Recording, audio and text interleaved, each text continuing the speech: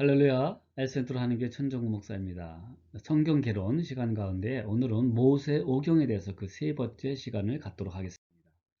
모세오경에서 보면은 그 출애굽기가 있죠. 애굽을 탈출한 그런 경로, 그런 사건들을 기록하고 있습니다. 자, 출애굽의 의미 가운데 네 가지 새로운 것을 보여주고 있어요. 첫 번째는 new life, 새 생명을 주셨다는 것입니다.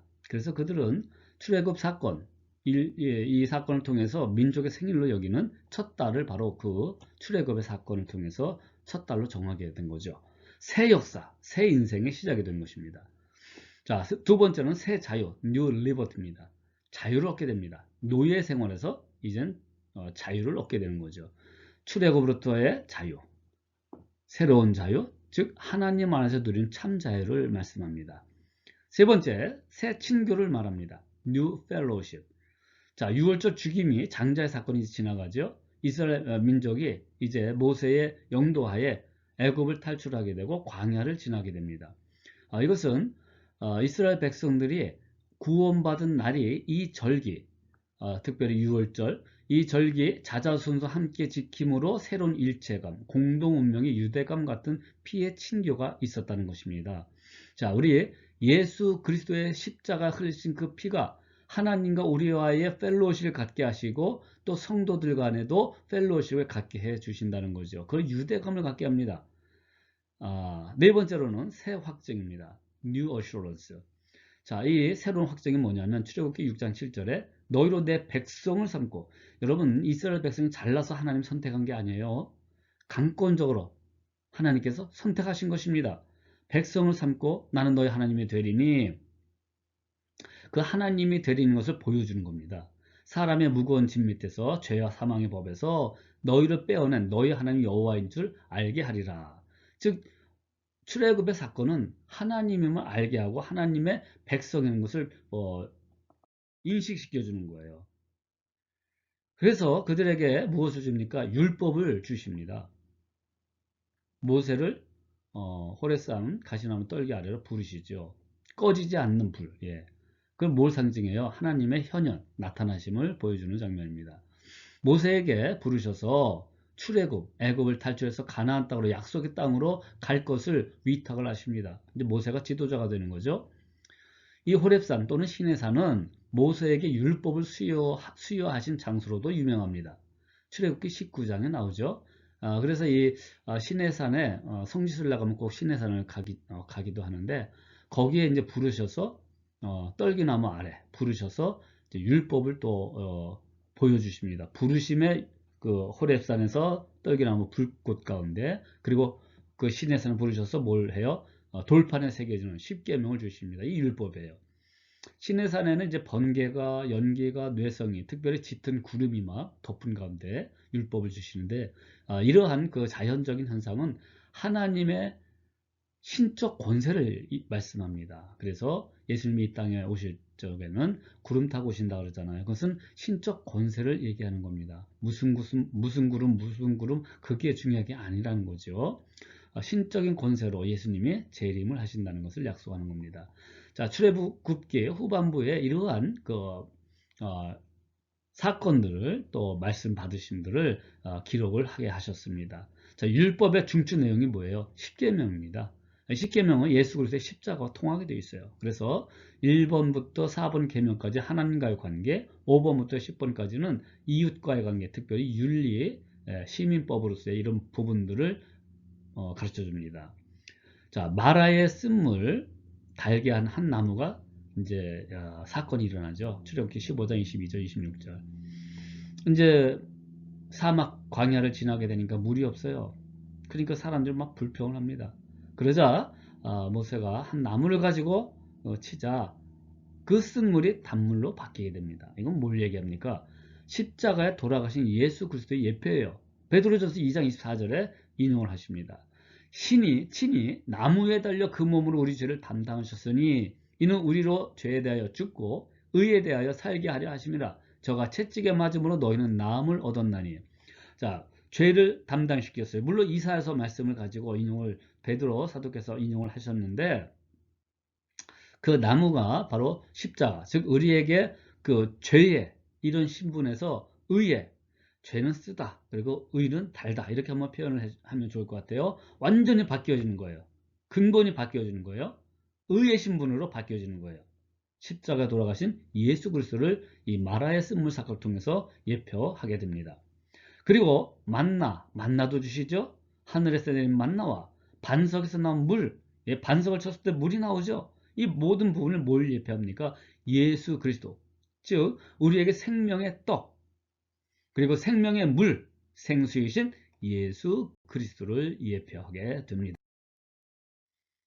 세 번째로 출애굽기와 레위기의 성막과 희생제사는 제사장으로서의 그리스도의 모형을 가르쳐줍니다. 거기에 율법의 어떤 그 제사의 모습도 여러 가지 상세하게 나와 있어요. 예. 그래서 소나 양, 특별히 양, 비둘기, 어떨 땐 새, 새를 얘기하기도 하고요. 이런 것을 죽여서 제단에 바칩니다. 사람의 죄를 대신하게 하셨던 그 죄에 대한 하나님의 대책, 구원의 방법을 보여주는 예표입니다. 즉 그리스도 예수 그리스도의 십자가의 예표를 히브리서 9장 11절 12절에 증명하고 있죠. 십자가의 예표를 구약 이루한 제사를 통해서 보여주는 대목들입니다. 자, 성전의 제단, 속죄를 얘기하죠. 속죄수가 있다 그러죠. 세수통, 손을 씻습니다. 성결을 얘기합니다. 금촛대, 황금촛대, 생명의 빛을 얘기합니다. 진설병, 떡병입니다. 생명의 떡, 이것도 역시 그리스도, 예수 그리스도를 예표하는 모습입니다. 레위기와 신명기에 십계명이 있습니다. 제사의식의 규례들, 물론 십계명 받은 것은 출애굽기 19장이겠지만 제사의식의 규례 또 규례와 성전 건축의 규례, 공동생활의 사회적 규례 및 윤리적 규례들이 아주 상세하게 나와 있어요. 예. 자, 이런 율법을 다 지켜야 돼요. 완전히 지켜야 구원을 받습니다. 그런데 완전히 지킬 수가 있어요, 없어요? 아니죠. 율법을 주신 것도 하나님의 은혜입니다. 예. 자, 모세의 율법이 구약 전체의 기초가 됩니다. 이 율법의 순종, 불순종이 그리스도께서 오실 때까지 하나님의 이스라엘 통치의 기준이 됩니다. 구약 레위기, 희생자물로 돌아가신 곧 예수 그리스도의 예표를 제도와 규례들 통해서 보여주는 거예요. 그래서 다섯 번째 보면 민수기 21장 6절에서 9절에 모세가 쳐들었던 노뱀 사건이 나옵니다. 그들이 우상을 섬기고 원망과 불평을 하게 되니까 불뱀을 하나님께서 보내버려요. 그래서 그 독에 의해서 사람들이 많이 죽어갑니다. 그때 이 하나님께서는 노뱀을 만들어서 모세 보고 들어 올리라고 그랬어요. 그래서 노뱀을 바라보는 자는 살리라. 이런 사건이 나옵니다. 자, 이 노뱀을 그리스도 예수의 예표라는 겁니다. 이 전체 성경을 해석하는데 아주 중요한 열쇠가 됩니다. 여기서 중요한 의미를 우리가 좀 교훈을 받아야 돼요. 뱀은 성경에서 사탄을 상징하잖아요. 그런데 노뱀을 만들어서 다루라 그랬습니다. 그걸 바라보면 산대요. 의문이 들지 않습니까? 자, 여기서 이중적, 중의적 의미가 담겨 있어요.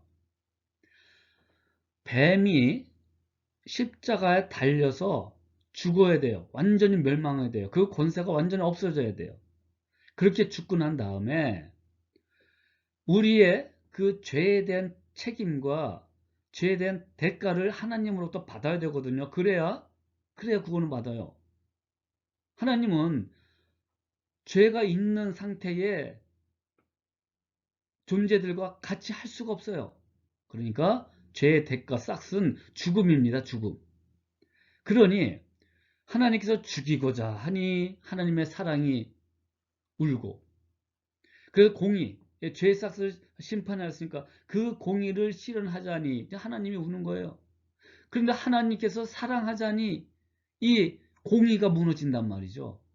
그러니까 이것을 대신해야 될 하나님의 방편에서 대신 저주받고 심판을 대신 받아야 될, 죄삭을 대신 받아야 될 독생자 예수 그리스도를 보내신 것입니다. 그걸 성육신이라고 합니다. 육신을 입고 오셨다는 거죠. 그리고 십자가에 달려 죽으셨다는 것입니다. 고난당하셨어요. 십자가를 바라보면 우리의 영혼이 살아난다는 겁니다. 십자가를 바라보면 우리의 삶의 모든 부분에 있어서도 다시 회복되고 살아난다는 것입니다. 이것이 바로 노뱀 사건이에요. 근데 그 노뱀을 바라봐야 되는데, 바라보는 데는 살았는데 인간의 죄악성이 얼마나 끈질기고 고집스러운지 그것을 안 봐요. 죽어도 좋사오니 안 봐요. 순종하지 않습니다. 결국 다 그들은 구원받지 못합니다. 여러분, 예수 그리스도를 바라보십시오. 십자가를 바라보십시오. 그리스도의 피가 우리 죄를 대신하여 우리의 죄를 보지 아니하시고 간과하심으로 하나님께서 전적으로 은혜를 베풀어 주셨습니다. 그래서 우리는 원망과 불평이 아니라 감사로 주님께 나올 수 있는 것입니다. 별도 그렇습니다. 구약시대에 야곱에서 나온 한 별이 있죠. 민수기 24장 17절 야곱을 안내하고 함께 하심을 이제 약속하는 겁니다. 동방박사들이 별을 보고 찾아왔던 것처럼 다 그리스도 예수를 예표하는 것입니다. 그래서 율법과 은혜라는 이 두 가지 대조를 통하여 우리는 하나님의 구원의 역사, 구속의 역사들을 볼 수가 있어요. 이것을 구속사라고 합니다. 요한복음 1장 17절에 율법은 누구로 말미암아 주셨어요? 모세로 말미암아 호렙산에서 주셨고 여러 율법들을 주셨습니다. 은혜와 진리는 누구로 말미암아 주셨습니까? 예수 그리스도로 말미암아 주셨다는 겁니다. 자, 율법과 계약이 나옵니다. 율법을 로, 계약은 커버넌트. 즉 율법과 하나님의 은혜는 구약 계시의 중요한 두 기둥입니다. 불가분리의 관계에 있습니다. 법을 법되게 하는 것은 하나님의 은혜이기 때문에 그래요. 법은 하나님의 공의이기도 합니다. 그 법을 주심으로 하나님을 구원의 백성으로 부르시려고 하나님의 사랑으로 그 법을 주셨습니다. 그리고 계약을 맺습니다. 이 계약은 헬라어로 디아데케, 히브리는 베리트, 영어로는 커버넌트입니다. 하나님이 자기 백성에게 은혜를 주시기 위하여 취하신 그의 계약 관계이며 행동입니다. 자, 그러면 계약은 쌍방간에 이루어지는 약속이에요. 한쪽이 그것을 지키지 않으면 파기가 되는 것입니다. 하나님께서는 아담을 통하여 대표자죠. 인류의 대표 아담을 통하여 행위 언약을 주셨습니다. 행위 언약이 뭐예요?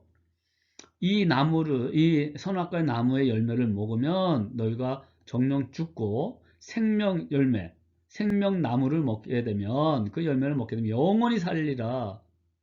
이것을 주셨는데 아담이 범죄함으로 말미암아 불순종으로 말미암아 행위 언약이 깨지게 됩니다.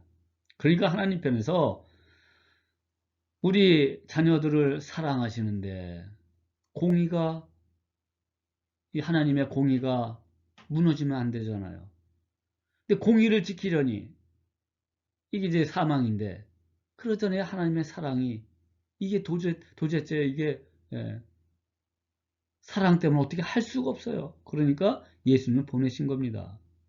그 구약의 모든 사건이 예수님을 보내시려고 하는 예표적 사건인데 이게 은혜의 언약이라고 합니다. 은혜의 언약. 강권적으로 맺은 거예요. 누구랑 맺었어요? 예수 그리스도 통해서 우리 인간에게 은혜의 언약을 맺어주셨습니다. 즉 예수 그리스도로 말미암아 구원을 성취하실 것을 언약을 하신 겁니다. 이 은혜, 한 사람의 범죄가 모든 자들을 죽게 했지만 한 사람의 의로우신 그 한 사람 예수 그리스도로 말미암아 모든 사람이 구원을 얻게 됩니다. 의롭게 됩니다. 율법의 역할이 있어요. 몽학 선생은 유치원 선생입니다. 안내자 역할을 합니다. 죄를 깨닫게 하지요. 구원에 이르지 못하게 되는 한계성을 가지고 있어요. 왜? 인간이 지키지 못하니까.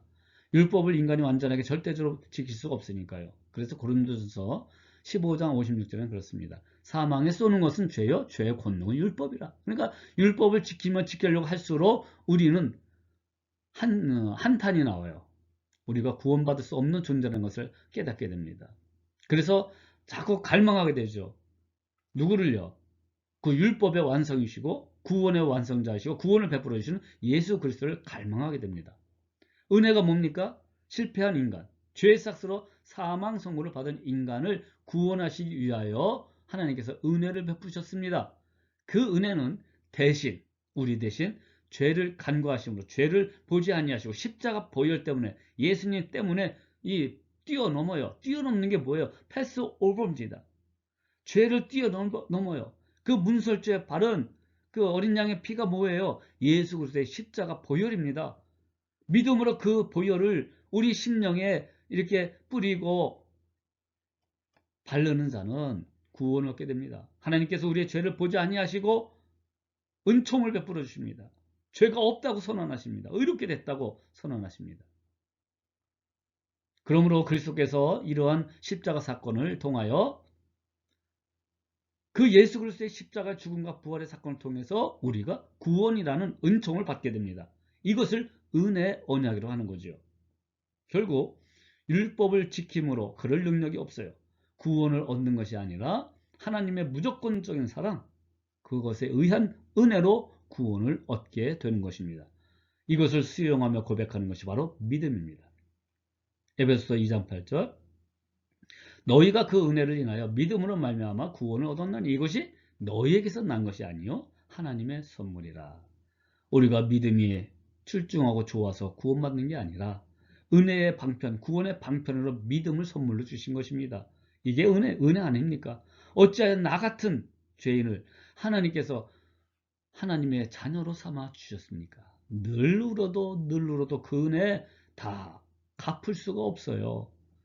그러므로 하나님께서 우리를 강권도로 사랑해 주셨다는 것, 우리를 택하셨다는 것, 그 은혜로 인하여 예수 그리스도를 믿게 하시고 그 믿음으로 말미암아 구원을 얻게 하셨으니 오늘 우리는 환난 속에서도 하나님을 바라보는 그 소망 가운데 기뻐할 수가 있고 감사할 수가 있고 하나님을 향한 그 믿음이 더욱더 성장할 수 있게 됩니다.